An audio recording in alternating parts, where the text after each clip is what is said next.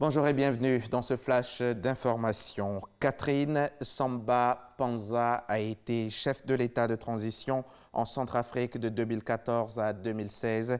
Elle est aujourd'hui présidente de l'Observatoire panafricain du leadership féminin présent à Abidjan dans le cadre de la distinction de Dominique Ouattara en tant que première dame d'exception. Catherine Samba Panza était hier au palais de la présidence de la République où elle a échangé avec le vice-président Daniel Kablan-Duncan ainsi que vous pouvez le voir sur ces images. C'est parti pour les concours professionnels de cette année 2020. Le top départ a été donné par le ministère de l'Enseignement technique et de la formation professionnelle. Ils sont plus de 500 candidats qui composent entre autres pour le certificat d'aptitude pédagogique et la CE, les adjoints au chef d'établissement. Plus de détails avec Patricia Omouetia, son reportage à suivre à 13 h. Venons-en maintenant aux universités de l'habitat sur le financement de la construction de logements abordables.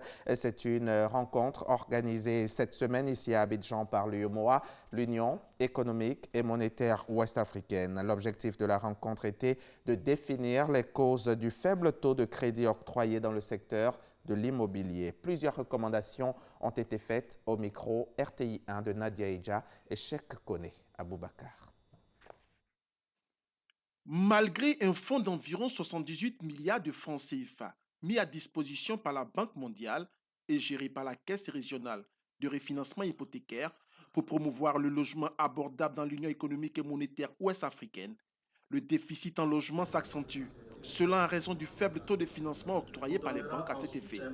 Nous ne comprenons pas pourquoi nos banques ne vont pas vers le CRRH ou l'UMOA. Les banques ivoiriennes font partie de l'UMOA. Il y a un mécanisme dans l'UMOA qui finance à des taux très très raisonnables. Ils ne sont pas présents. Moi, mon cri de cœur, c'est à ce niveau-là. Conséquence, un besoin en logement estimé à plus de 3,5 millions d'unités dans cet espace communautaire, d'où l'importance de ces universités de l'habitat.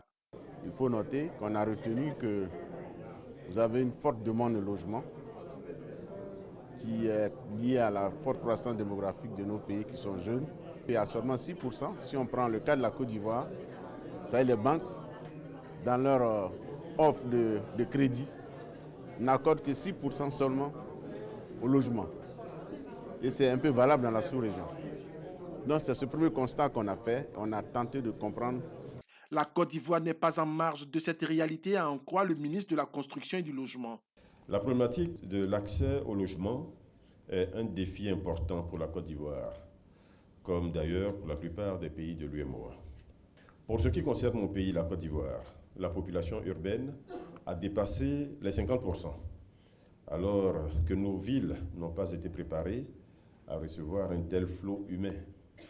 À Abidjan seulement, 40 000 nouveaux ménages s'installent chaque année, ce qui représente entre 200 et 300 000 personnes. Ces travaux tenus durant 2 jours par les acteurs du logement de l'UEMOA ont permis de ressortir des propositions concrètes pour le logement abordable dans l'UEMOA. Elles sont contenues dans un document dit Déclaration des universités de l'habitat Abidjan 2020 et recommandent entre autres le renforcement des fonds de garantie, la mise en place de fonds spéciaux et de ressources parafiscales, l'utilisation de matériaux locaux, la diversification de l'offre de logement et le refinancement hypothécaire. Le président Alpha Condé, président de Guinée, a annoncé hier vendredi à Conakry le report de 2 semaines des élections législatives et du référendum sur la nouvelle constitution initialement prévue demain dimanche 1er mars.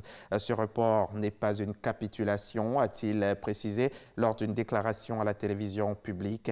C'est par responsabilité nationale et sous-régionale que nous avons accepté un report léger de la date des élections.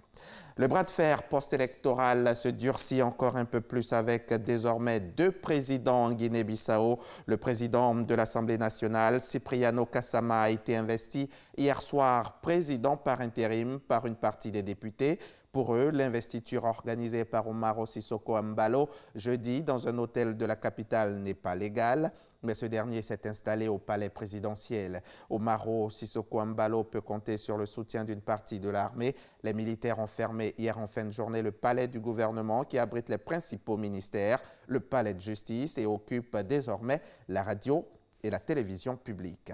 19 nouveaux cas d'infection au nouveau coronavirus ont été confirmés hier vendredi en France, ce qui porte à 57 leur nombre total depuis fin janvier. C'est ce qu'a annoncé le ministre français de la Santé. Le gouvernement a mis en place un plan de bataille pour lutter contre le virus, un plan axé sur 3 stades. Le pays est entré hier vendredi soir dans le stade de rupture de stock, masques indisponibles, que ce soit en ligne ou en pharmacie. Il est de plus en plus dur de se procurer un masque de protection. Fin de ce flash. On se retrouve à 13h pour le journal.